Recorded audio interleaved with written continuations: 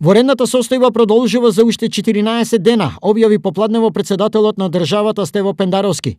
Ова е заклучокот од што току завршената 7-ма седница на Националниот совет за безбедност. Тука сакам посебно да нагласам дека одлуката за новите 14 денови е поврзана исклучиво со намерата да и се овозможи на владата и на останатите надлежни институции поефикасно да се справуваат пред се со здравствените, но и со економско-социјалните ефекти од пандемијата и нема никаква корелација со датумот на парламентарните избори, што е предмет на договарање во поинаков политички формат и по сосема други комуникацијски канали различни од Советот за безбедност. Шефот на државата и посочи на владата. Негативните трендови забележани во некои општини не смеат да бидат повод да се враќаат рестриктивните мерки на целата територија и кон сите граѓани.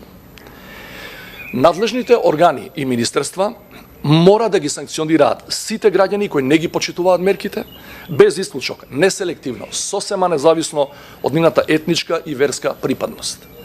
Со неказнувањето на оние кои свесно не ги почитуваат законите, се остава простор за враќање на кризата, на самите почетоци и крајно неоправдано, заради тоа сите останати треба да ги трпат рестриктивните мерки, иако за сето време ги почитувале и законите и препораките. Од лидерите на политичките партии, Пендаровски побара да бидат на висина на својата одговорност и да договорат датум за избори, бидејќи техничката влада има лимитирани можности.